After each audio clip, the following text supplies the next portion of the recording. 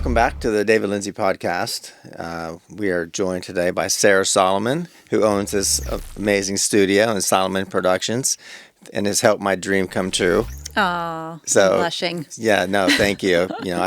Sarah and I have known each other, I don't even know how long, but since our MPI days, and I think over 10 years. 10 years. 10 years Yeah. goes by so quickly. I think a lot It of my, really does. yeah, I've known a lot. You say 10 years, like, man, 10 years, really? 10 years? I mean, that's a decade. Think To about- say that like we've known each other for a decade, I that's know. insane. And remain friends. And remain friends, right. Yeah, and I think that was the whole purpose behind this podcast.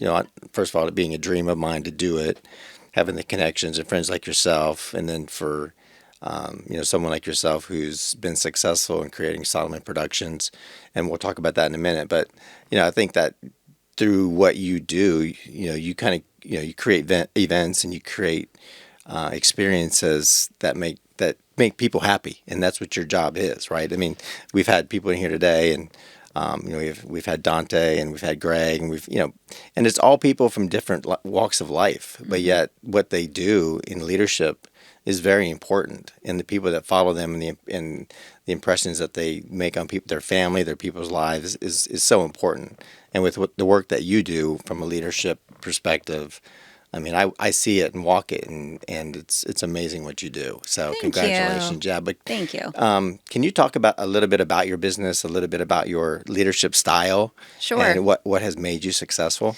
Yeah, I mean, well, first and foremost, thank you for having me on Of the course. David Lindsey Podcast. I'm honored to be a guest. Thank you. And see you in this space and just living out this dream that you and I talked about a little while ago. So I'm That's glad right. that you're actually doing it. Yeah, thank you. Yes, of course. I'm very proud friend. So Soliman Productions, we've been in business for a little bit over 10 years now, even though I'm only 25 years old, Yeah, so I don't know how that could exactly. possibly be the case. That's right. That's right.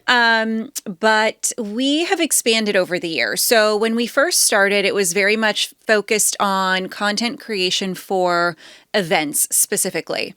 And then over time, just like anything else, you have to adapt with the times, and you also have to not be so narrow-minded when it comes to business, especially in an evolving landscape, right? So, we got hit with COVID, of course, just like everybody else. And that's when we really kind of developed virtual platform and virtual events, and then got into the event planning side over the past few years. We are now in the digital marketing space. We're now in this beautiful building with all of these different studios. So we've been really blessed to just adapt and evolve and think creatively. I mean, hate it or love it, that's just the way my brain works. I'm always kind of thinking of, okay, how can we continue to grow? Because if we had just stuck to doing content marketing for events, I don't really know that we would have been able to grow the way that we have, right? So it's just about thinking creatively. And that's, to answer your question about my leadership style, that's kind of how I roll. I mean, I'm a visionary. Yeah.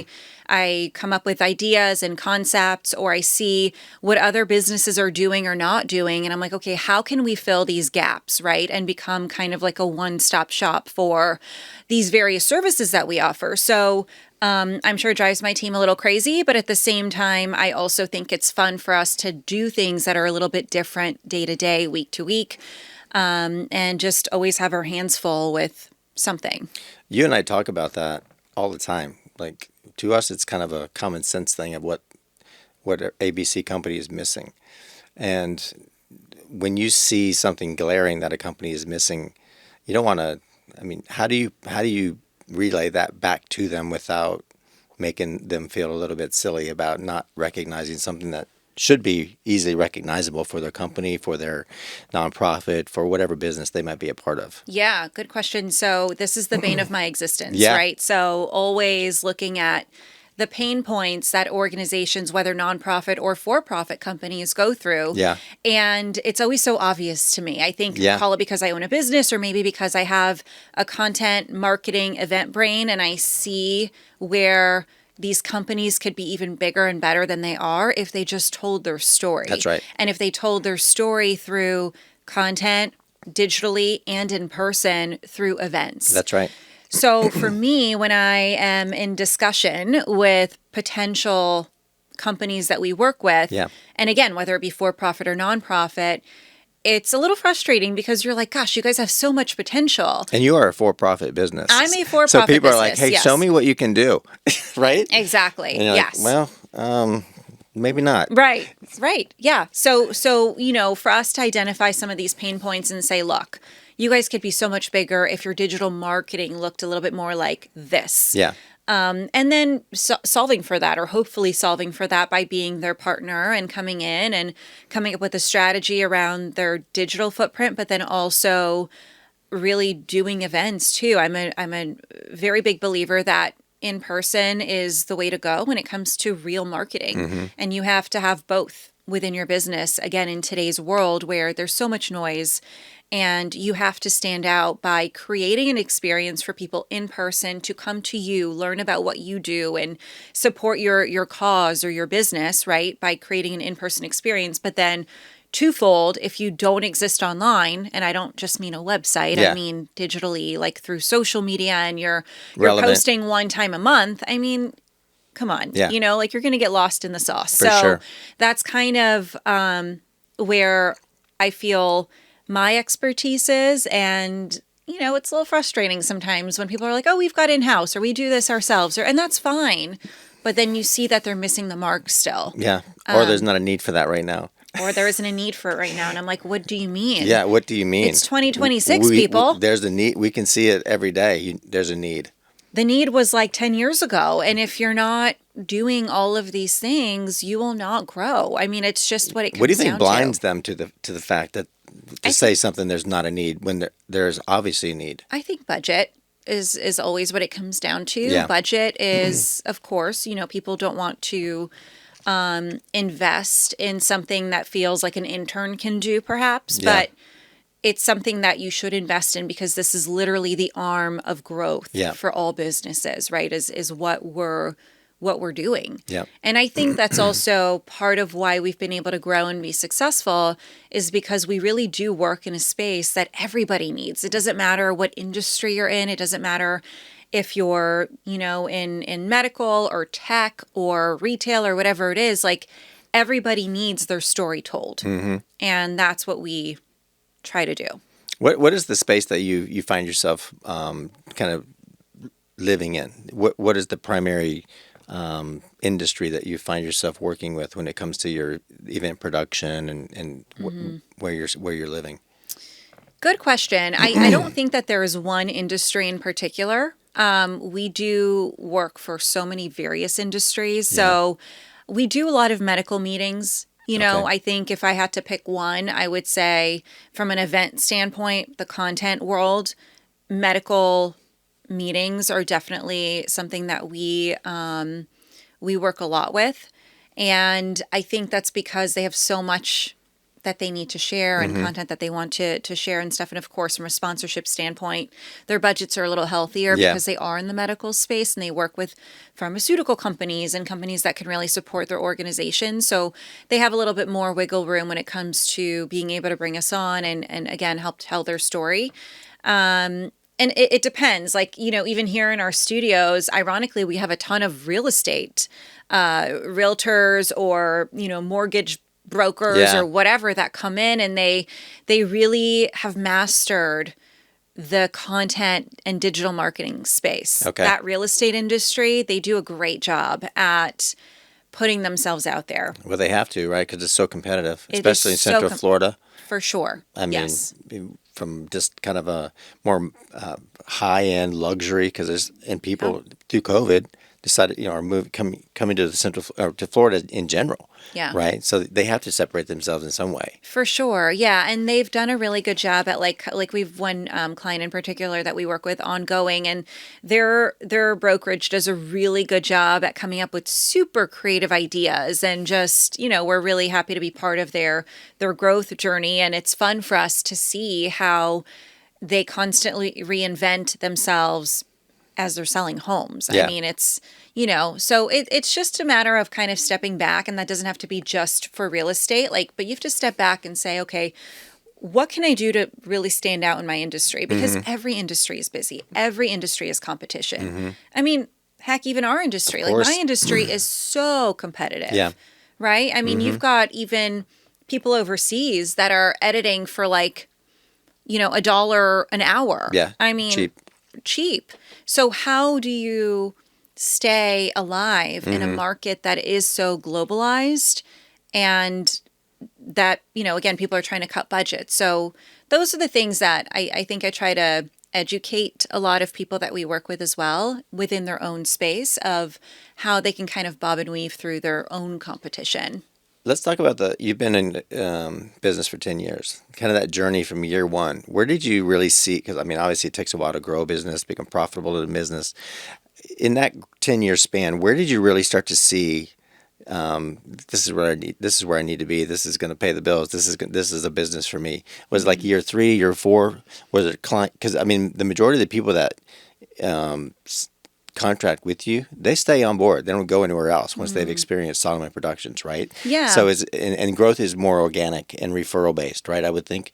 So where did you really see growth with Soliman? Yeah, I think I want to say year 3 was probably the year that I saw, real growth. Yeah. And I say that because, we were able to move into an office building that had more than one room. I mean, yeah. Okay. Orlando, who's sitting here with us today behind the camera, Yeah. him and I were working out of like a 500 square foot office. Tiny. I mean, we literally had barely any room to have 2 desks in that space. Oh, wow. So, Okay. that was like the early days of us trying to hustle and grow this thing. And then I think year 3 was really when we started to see like, okay, this is a real business. Yeah. Like this is starting, like I'm hiring more people. They're on full-time salaries. Like I'm responsible for these people's salaries. They're not Right. here volunteering their time. They're not interns. Like things got real, and Yeah. then we were able to move into a bigger space. I mean, all of the overhead that comes with that. We needed more equipment. It's super intimidating. I mean, as a business owner, and I was, in my late 20s at Yeah. the time, I didn't really know what I was doing. I was Yeah. just throwing spaghetti at the wall and hoping something stuck. And I think where I maybe, don't give myself enough credit is I am just a genuine person when it comes to building relationships. I don't expect, just because I talk to you, I don't expect to work with you. Yeah. But if it happens, great. Exactly. And I think that's what people enjoy. My sales approach is not salesy. It's very relationship driven. And Yeah. I a lot of people say that, but I just feel like I develop these authentic relationships not with just people. transactional.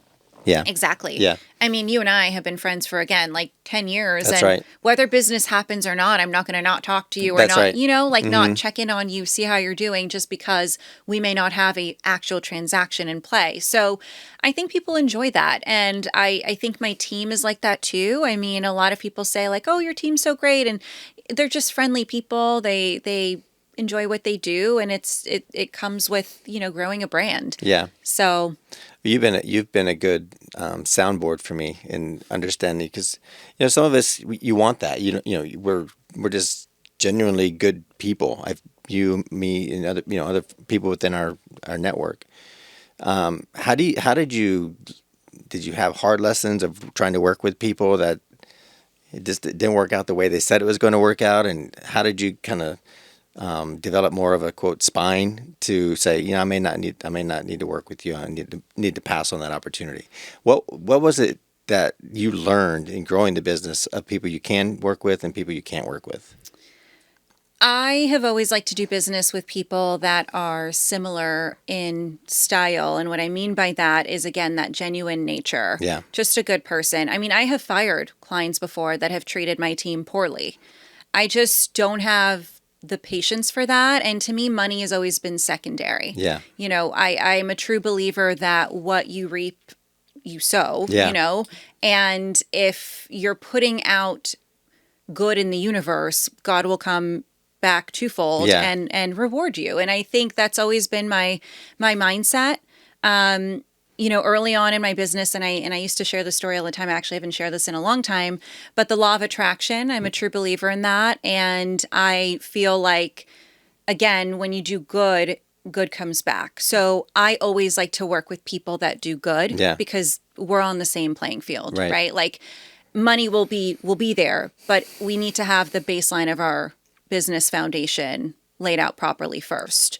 So, yeah, I mean, I've definitely learned some hard lessons over the years of people that, have maybe been bad to my team. And then I have to reflect back as a leader and say, okay, I mean, the paycheck is great. We need to keep the lights on in this Yeah. place. But at the same time, do I want my team to be upset because their leader didn't have their back when so-and-so was mean to them on site? That's right. Just because they're a client. Yeah. Right. So those are the things that I've had to that have helped me grow. And again, I was like a kid starting this business, trying to figure who I was out at the same time. Mm-hmm. And that I think is really tough. And especially as a woman in this space, that's been interesting too, because not everyone takes me seriously, right? Like when I walk into a meeting, I don't always get the same reaction that maybe you would get walking into a meeting. And I don't like to play that card whatsoever. Yeah. I've always led with my brain and my intelligence, but it's like that initial kind of like, oh, what's this girl about? Like, what is she after, Yeah. So that has been a challenge, and it still can be,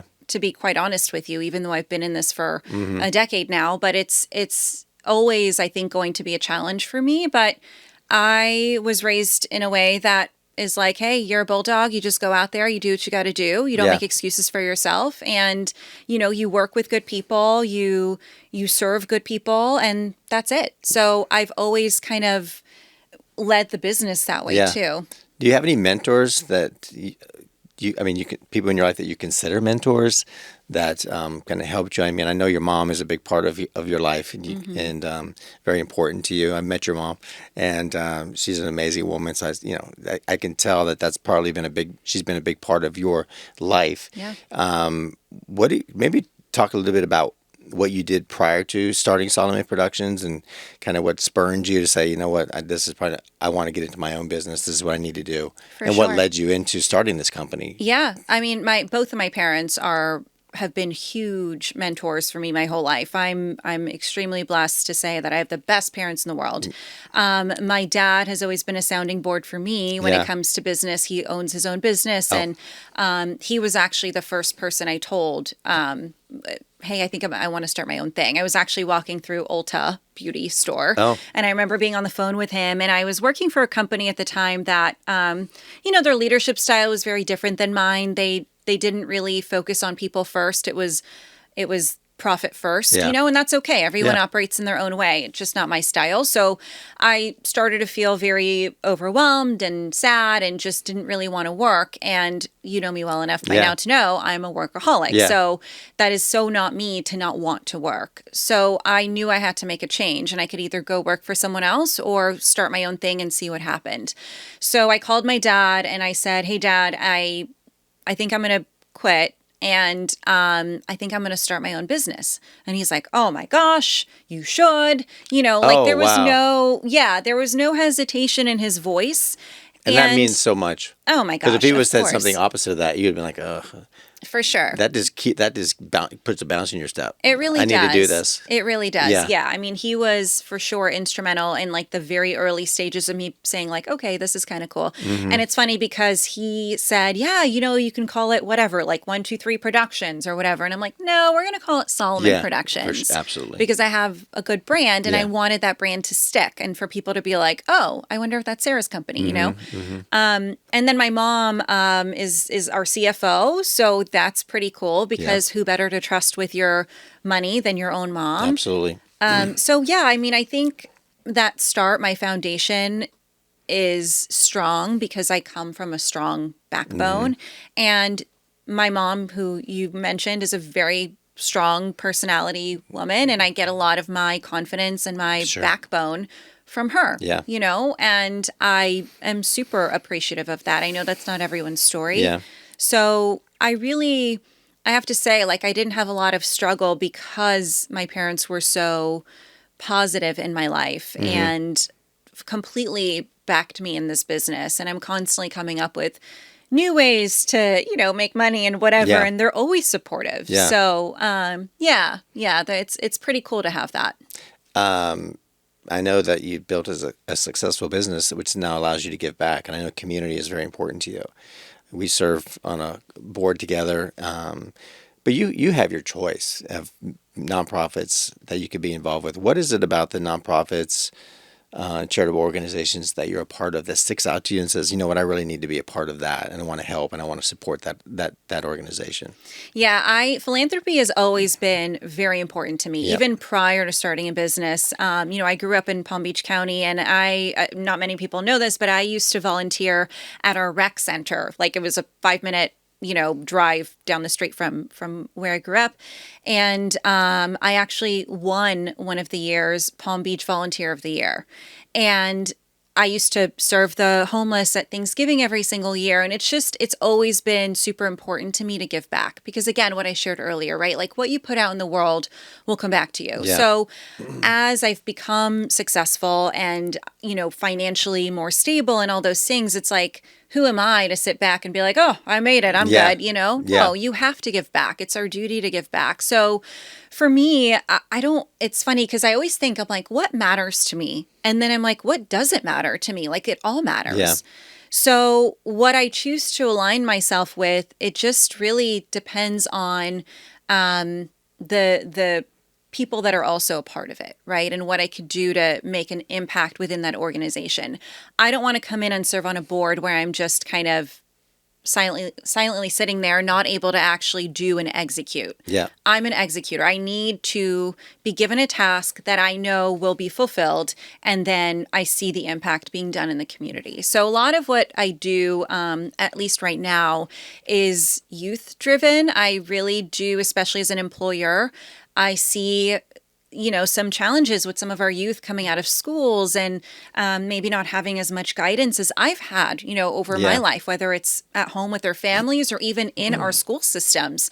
So that is super important to me because they are our future. Of course. I mean, who are we going to employ if our youth are lost? Mm-hmm. So, yeah, I've got several organizations that I'm involved with that they're really focused on our youth, and that to me is where the true impact is.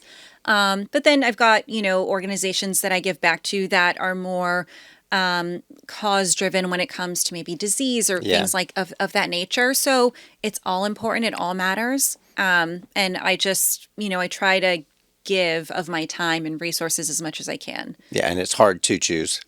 It is so hard to choose. I know. Yes. Yeah, absolutely. I kind of find myself in the same bucket occasionally, so it's hard to say no. Yeah, I know. 'Cause And you then wanna do people are like, everything. you're involved with what? How Yeah. many organizations? Yeah. I'm like, I don't know.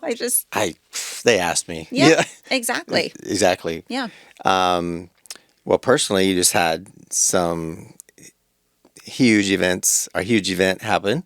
I guess the wedding of the year for sure, right? Mm-hmm. Congratulations, you and Sanjay. You want to talk a little bit about the wedding and Sanjay and your partner and kind of how you met, and because it was, thank you for the invitation. It was great to be there and celebrate with you and Sanjay, but it was a beautiful wedding. Congratulations. And you both like the Orlando power couple, right? I mean, now I feel like I'm with a celebrity. Oh, stop, please. No, Yeah, it was amazing. So Thank congratulations. you. And thank you for being a part of Yeah, it. of We were course. honored to celebrate with you. Yeah. So this is my favorite story or Yeah. love story, right? Because we are a little bit older and we both had been married previously, not to each other, of course, Yeah. and gone through divorce and all that fun stuff. And it's hard, it's hard to, especially from my standpoint as a woman in business, it's hard to meet a partner that fully supports my initiatives, what I'm doing, the fact that I'm here, there, and everywhere. I travel a lot with my business. I'm in meetings constantly. And it's hard for some men to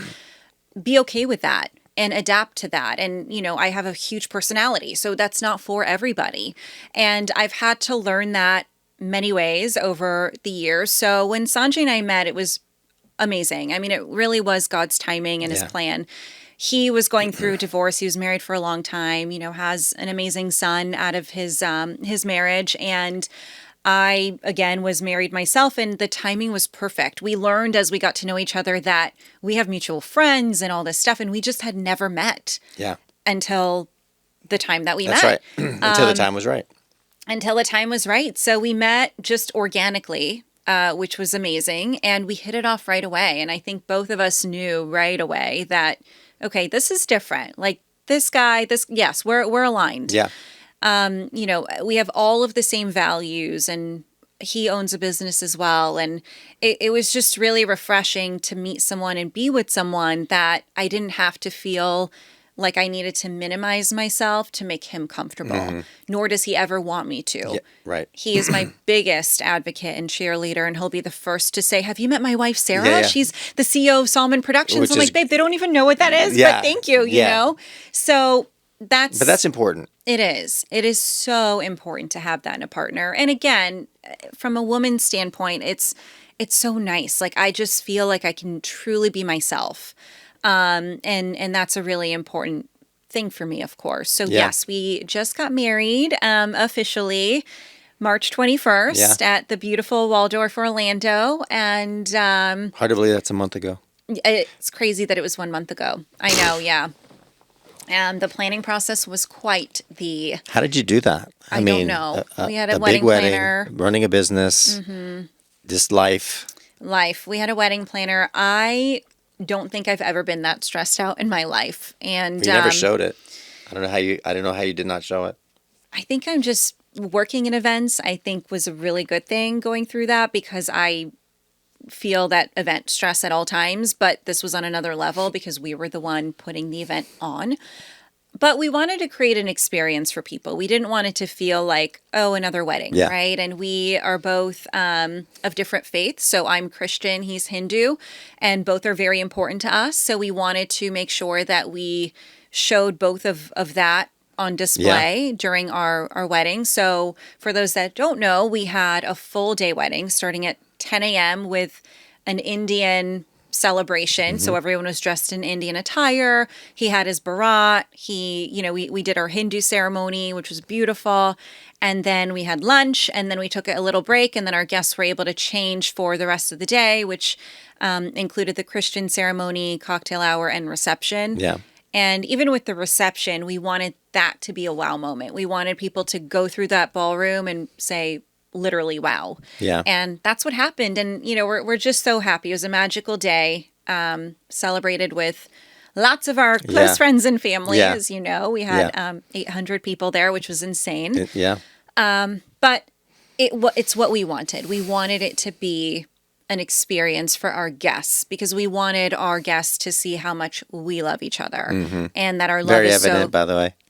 Thank you. And that our love is so grand, and we wanted that to be exposed really to everybody, right? So yeah, it was definitely a wedding to remember. Yeah. And I mean, it's a month removed from it. I mean, I still see beautiful photos and videos from the wedding. So people are still putting stuff up from that wedding. And I think you certainly accomplished that experience and creating an event that people will not soon forget. Yeah. And one thing that's really important to us and that we love is we've heard from a lot of people. You guys give us hope. You give us, for a lot of our friends that may find themselves in situations like we were in, right? Divorced, or maybe just never even having been married yet, and they're in their 40s or whatever. I mean, that to me is so special. Yeah. For someone to say, your love story gives me hope. That's like a beautiful testimony. Oh, yeah.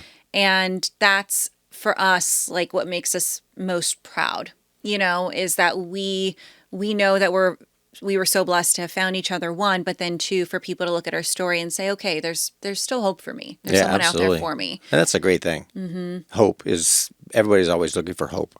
Exactly. Is Sarah Soliman ever able to shut off work? And if you are able to, what replaces that? What do you like to do? I mean, I don't think I'm able to. So Sanjay and I went on our mini moon right after the wedding, and actually not even right after. On Monday, I was back in office, and then we left on Thursday. And it's funny, some of my team members were like, "What are you doing here?" Yeah. And I'm like, I don't know. I have to, you're running a business, right? Yeah. Like there is no shutting off. And I think that's kind of like the misconception of people that are like, oh, I hate working for someone. I'm going to go start my own business. And you realize I'm working literally 24 hours a day. I can't shut it off. Yeah. So I love what I do, and I want this thing to grow. I want to continue to provide opportunities for people and, just for this brand to expand.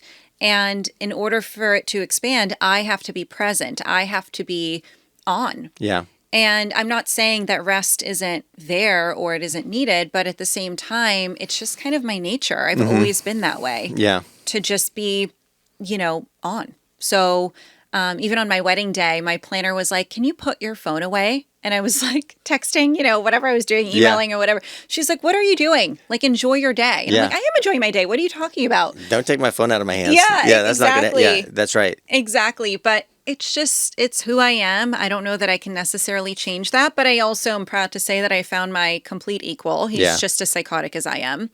And our vacations, we do a really good job at, yes, enjoying our vacation, being poolside, whatever, but then we both get on our laptops. And I love that. I think that's such an important thing for both of us. And, if he gets a phone call at 7:00 in the morning while we're traveling to Las Vegas, I get it. Like, take the phone call. You don't have to ignore it. You understand. Exactly. You understand. We understand each other's lives. And I don't know. I feel like the moment that I am not excited to answer a phone or an email or be on, that's when I kind of need to reconsider what I'm doing and really question this. That's right. Right? This business. Is it something that I still want? Because if I'm not in it, then why would I expect my team to be in it? Exactly. That's what it comes down to. It's funny. I was listening to a podcast, the guy who started DraftKings, and he said for 4 years he never took a day off. And the guy's like, what do you mean you never? He's literally, I would get up at 6 a.m., work till 11, go to sleep, get up at 6 a.m., repeat. Yeah. Because I knew what I was building was going to be successful. And despite red tape, because I probably know more than the average lawyer now because of all this red tape that I had to go through. Because from a gambling perspective, there was all kinds of stuff that was happening. And he thought at some point that his business was going to be gone. Because sports betting was just, the regulations were intense. And then the Supreme Court made a ruling in 2018 that really opened the doors for him. And he says he still works because, he, like you say, he loves what he's doing and he's built something. But he has to be the one, because he started it. He's got a couple of partners, but he graduated from Duke, just a smart dude. And now he looks back and sees what he's built, 6,000 employees. Wow. And he's like, I'm responsible for all of them. Exactly. I built this. Exactly. I got to take care of it. I can't afford to let it go. It's funny. People ask me often, like, oh, you don't have kids of your own, or do you want kids? And I say, they're all adults on my team, obviously, but like I feel this motherly instinct anyway through my business, if that makes sense. Of course, like and they all have different personalities, and you have to deal with them all separately. And I mean, it's like being a mom. It's like being a mom. Exactly. I am very much a motherly figure in a sense, like a matriarch of this business, and I don't feel an itch to have children because I feel like my business has kind of become my child. Yeah. And in order for me to really grow this thing the way that I want to, I have to give it my full attention. Of course. And I enjoy it. Yeah. I like I said, the moment I start complaining about it is when, I need to figure out what else I want to do. Yeah. Now, that's not to say, I've got tons of business ideas. So, to kind of start other things is definitely on the horizon. Yeah. But this is the main part of my life. Sure. And it'll be that way for a while. I mean, my last name's the company. Like, Yeah, I of have course. to be present. Do you want to talk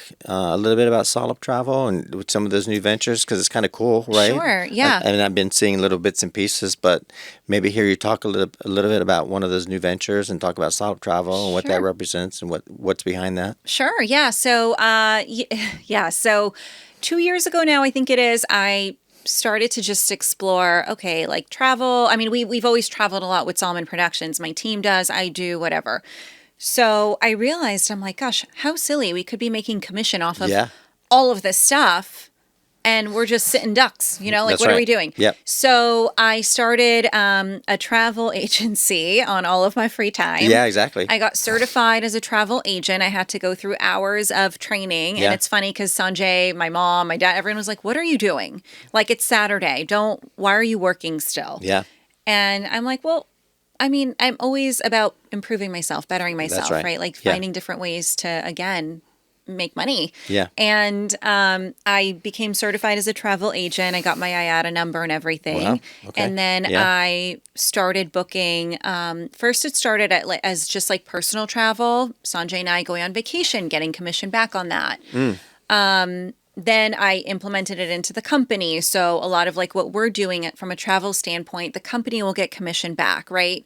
Then we've had clients reach out and say, oh, can you do bookings for my VIP board members and speakers? So that's become a whole thing. Okay. So Oh, wow. yeah, it's kind of grown its own legs. And it's Do you been, manage that, or you have a person on your team that helps you with that, or how's so that? I have one person that helps me with that, not as part of Soliman Productions, but outside of Soliman Productions, that kind of helps with some of like the research and stuff. Okay. Especially for like bigger trips that people want to do. Yeah. So yeah, it's been really, really cool. So now people, even on a personal front, I've got, my parents, my friends' parents that are reaching out to say, hey, I want to go on a trip to whatever, Vegas or New Orleans or what have you. So we're helping them book all of their personal travel, and it's fun. I mean, Yeah. it's a fun part of what I enjoy from traveling.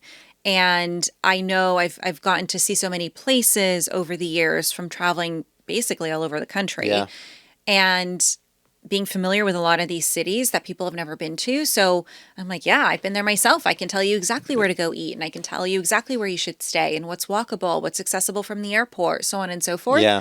So yeah, that's been a really cool avenue. Yeah. I don't know what it'll grow into, but for Never now know. it's just a little side business that is fun. You do cruises through that as well? Yeah, everything, cruises and big vacations to one night stays. I mean, all kinds of stuff. Actually, my parents are going to do a trip to Europe and over the summer, so I'll be helping them with that. Yeah. So stuff like that. I mean, that to me is so fun. And you're helping people create an experience again out of their trip, and that to me is fulfilling. So, Are you still involved in local like MPI associations, or is it kind of evolved into more national type memberships or relationships that you have? Because I know obviously we met locally through MPI, right. and I know you go as a speaker or do things every once in a while. But how have those association relationships kind of grown for you over the last 10, 12 years? Yeah, I mean, so MPI is Meeting Professionals International, and it is an association that is built for meeting planners and suppliers to come in, just for those that don't know, to come in and network and learn from each other and all that stuff. So I was very, very involved with MPI for, most of my business career, really.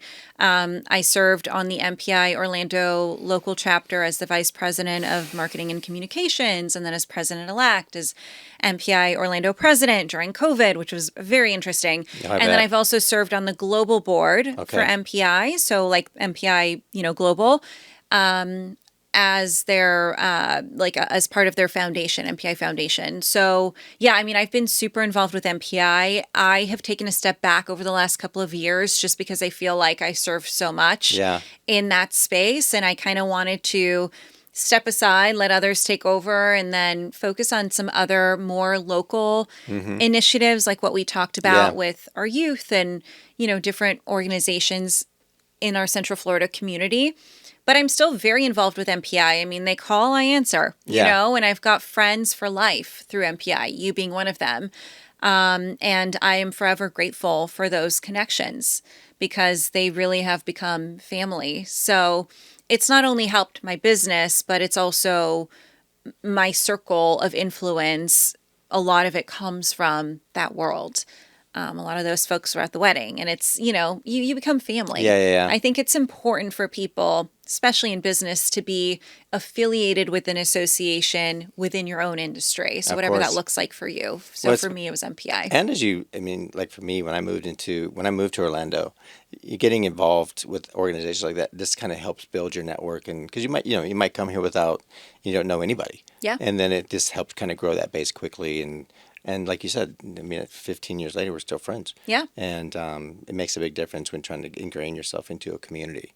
So can you maybe let us know what might be next outside of Solip? And because you say you're working on so many things. Soliman Productions, what does the next iteration of this look like for you in the next 5 years? What are you looking to do? So for now, just looking to grow what we're doing, right? So we have so many different arms of the business that have, evolved over literally like the past 2 years. Yeah. I mean, the digital marketing side, our audiovisual side, all of that has been fairly new. So really kind of growing that. Yeah. And then outside of Soliman Productions, Sanjay and I have a few things up our sleeves that we are going to be working on together as far as business goes. Yeah. So, just looking to grow and expand in all different directions. Yeah. Well, it's exciting to be doing that together. Yes, I agree. We help each other out in business now, right? Like he'll help me drive business at Soliman Productions. I do the same for Global, and we're very good at partnering in that way, but we don't have anything together, and that's kind of our next step. Yeah. So we've got some ideas. Oh, I'm so sure. you'll soon be. Yeah. Okay. Can't wait to hear. But you guys are able to bounce those things off of each other without other trigger points that you kind of have to say, okay, wait, let me think about that. Or because Sanjay, does he want an answer right away? How does that work? The dynamic. Not to get too personal, but I'm just saying, right? Please. I mean, that's a open book. As you start a partnership together. I mean, you guys obviously have known each other a long time. You know what our weaknesses and what our strengths. So you probably know what might take a little bit of time for Sanjay, and he probably knows what's going to take a little bit of time for Sarah. Yeah, we don't really bicker about much, and we are very aligned when it comes to business. Yeah, we're both very, very committed to our businesses. Yeah. So we know what it takes, which Yeah. I think is important. It's not like we would be going into a business together where like one person's holding more of the other. We have identified our strengths and mostly our strengths in the different positions that we'd be taking in a business venture together. And we're both running with what we know. So with what we want to do, he's already made his inquiries with what his kind of side of the business would be. I've already got my lineup going. So we are... Okay, you're ready to go. We're ready to go. Okay. Yeah, we don't put much thought or... I don't want to say thought. Yeah. We don't overanalyze Right. the situation. We know that this is going to be something that would be successful. And, we study other companies that are doing similar things. And we're like, okay, where can we be different, improve, that kind of thing. So, yeah. Well, I always like to ask, what kind of advice would you give to somebody, a younger Sarah or a younger Sanjay? What advice would you give them when wanting to jump in and start their own business? Is there something that you wish you could have done a little bit better when you started Soliman? I'm sure there's something, maybe Sanjay wished he may have done a little bit better. Nothing's ever perfect, but what would be one thing that you would say, man, I wish I may have done that a little bit better, or for somebody coming into, not particularly a meetings and events space, but whatever they want to do? I mean, it might sound a little cliche, but I think so many people focus on what everyone else is doing and don't focus on just execute your own idea. Don't, like I just said, don't overanalyze. Just go for it. Yeah. I mean, I think a lot of times when people want to start their own thing, they're like, well, should I do this? Should I do that? I don't know. And there's so much back and forth in your own brain, and then you become your own worst enemy. Yeah. Where And then you talk yourself out of it. you talk yourself out of it, and you're like, oh my gosh, I'm so silly to even think that I could do this. But I don't know why people do that to themselves. Yeah. I mean, you've got 19-year-olds starting companies, right? Like you've yeah. got kids even younger than that starting companies. Yeah. And then you're like, what am I doing? That's right. Why am I not doing something? So I think if you're looking to start a company, and especially if you're kind of like in our age bracket, don't overanalyze what you're looking to do. Just take a stab at it. The worst that can happen is it doesn't work out, and you just keep working for something. It's not a big deal. Yeah.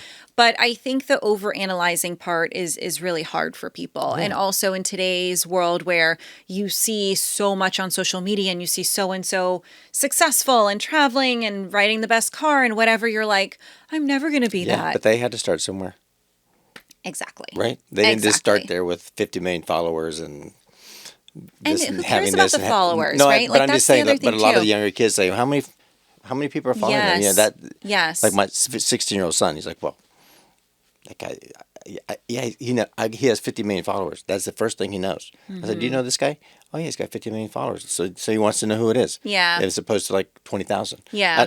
In their mind, it's just about who's following them and what's going on. And Correct. that means success in their brain. Yeah, I think, it's less about like the following and it's less about overanalyzing and just focus on what you want to accomplish. That's it. Yeah. It's funny, even nowadays, like I'll argue with my mom about this. She's like, did you see so-and-so's doing this? And I'm like, Mom, I am too busy and in my own lane That's right. to look right or left at what so-and-so's doing. I don't really care. No.